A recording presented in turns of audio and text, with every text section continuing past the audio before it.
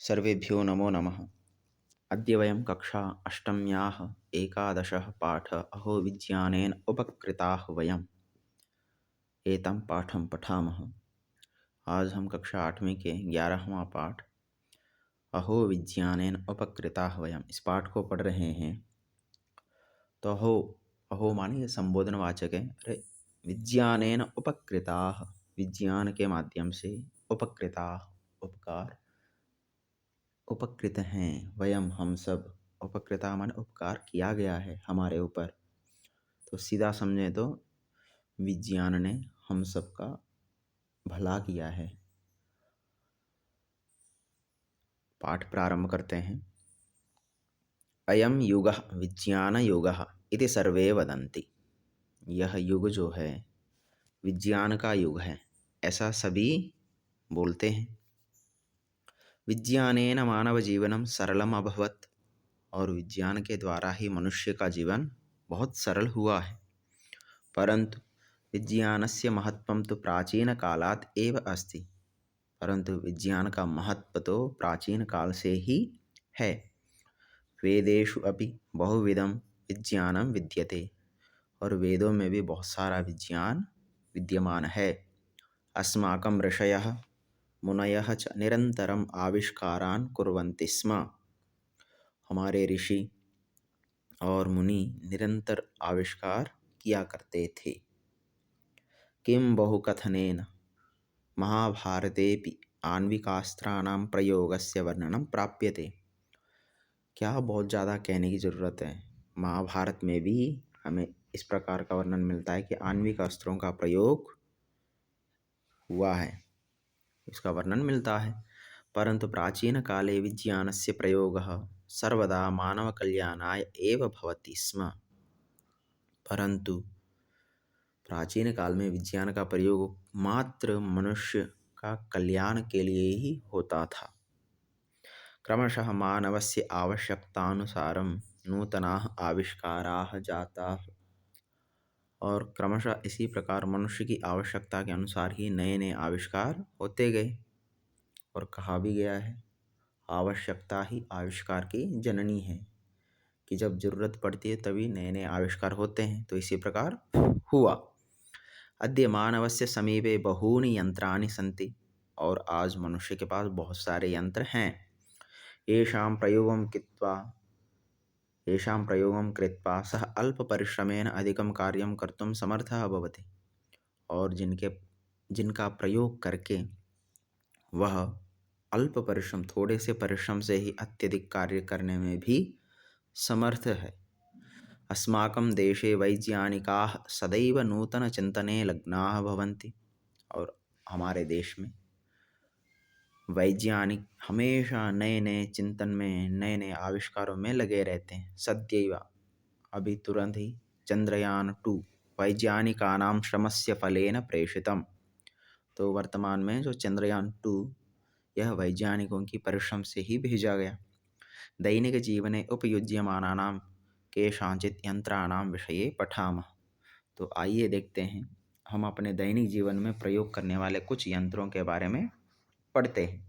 तो सबसे पहले दूरभाषः। दूरभाष शब्द का अर्थ होता है मोबाइल फोन। एतस्य माध्यमेन सुदूरस्थजनेन सह अपि वयम् आनंदेन वार्तां कुर्मः। न केवलं वार्ताम् अपि तु साक्षात् मुखदर्शनसहितं संवादमपि कुर्मः।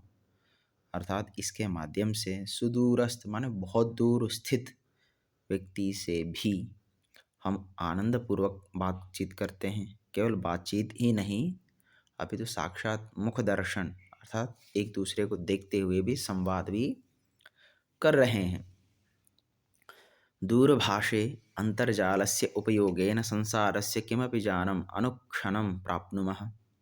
और इस फोन में यदि इंटरनेट का प्रयोग के माध्यम से संसार का कुछ भी जान तुरंत प्राप्त कर लेते हैं। दूरभाषेन संसारे सूचना तंत्रे महती क्रांति ही उत्पन्न। और इस फोन के माध्यम से ही इस दुनिया में सूचना तंत्र में, टेक्नोलॉजी में क्रांति आ चुकी है।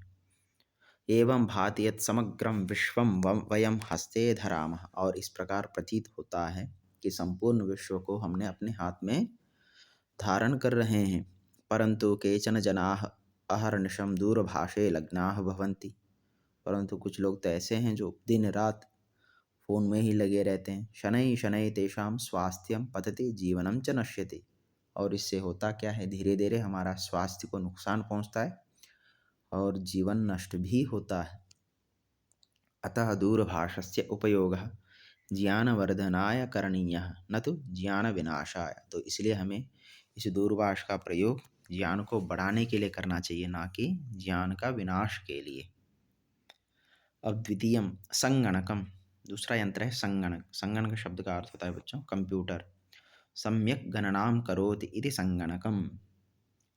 ठीक प्रकार से गणना जिसके माध्यम से किया जाता है उसी को हम संगणक कहते हैं। पूर्वं संगणकस्य प्रयोगः केवलं गणनादिषु कार्येषु एव भवति स्म। प्राचीन काल में इसका प्रयोग केवल गणना अर्थात काउंटिंग आदि कार्यों में ही किया जाता था। परंतु अधुना सर्वेषु अपि कार्येषु संगणकस्य प्रयोगः भवति एव। परंतु आज कार्यों का सभी कार्यों में संगणक का ही प्रयोग हो रहा है।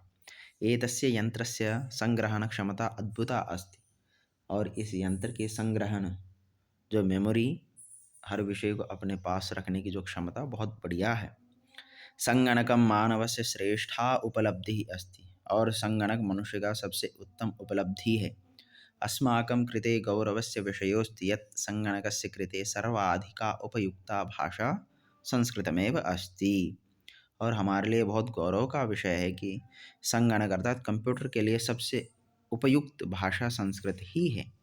एतस्य पुस्तकस्य निर्माणमपि संगणकमाध्यमेन एव अभवत्। और यह जो पुस्तक आप पढ़ रहे हो, इस पुस्तक का निर्माण भी कंप्यूटर के माध्यम से ही हुआ।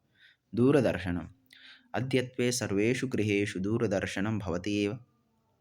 दूरदर्शनम शब्द का अर्थ टीवी, टेलीविज़न। आजकल हम सभी घरों में देखते हैं दूरदर्शन होता ही है। संपूर्ण विश्वस्य गतिविधिं वयं दूरदर्शने पश्यामः। और संपूर्ण गतिविधियाँ इस दूरदर्शन में ही देखते हैं। अपि च समाचारः, वार्ताः, क्रीडाः, चलचित्राणि, नाटकानि, धारावाहिकानि इत्येषामपि निरन्तरं प्रसारः भवति एव। तो आजकल और भी समाचार, न्यूज़ हैं, वार्ता है, खेल, फिल्म, नाटक, सीरियल, जितने भी ये सारे के सारे निरंतर टीवी में प्रसारित होते रहते हैं। केचन जनाः रात्रौ एकादशवादनपर्यन्तम् अन्यानि कार्याणि विस्मृत्य निरन्तरं दूरदर्शनं पश्यन्ति। कुछ लोग तो ऐसे होते हैं जो 11-11 बजे तक भी रात को अन्य कामों को छोड़कर भूलकर इसी में लगे रहते हैं, टीवी को ही देखते रहते हैं। एतादृशानां जनानां महती हानिः जायते। इस प्रकार के लोगों का बहुत नुकसान होता है। अतः दूरदर्शनस्य उपयोगः विवेकेन एव करणीयः। तो इसलिए हमें दूरदर्शन का प्रयोग बहुत सोच समझकर विवेक के माध्यम से करना चाहिए। शीतकम, शीतकस्य अंतः बहु शीतलं वातावरणं भवति। शीतकम शब्द का अर्थ होता है फ्रिज। फ्रिज के अंदर बहुत शीतल वातावरण होता है। ग्रीष्मकाले यदि वयं खाद्यवस्तूनि शीतके स्थापयामः तर्हि वस्तूनि बहुकालपर्यन्तं नष्टानि न भवन्ति।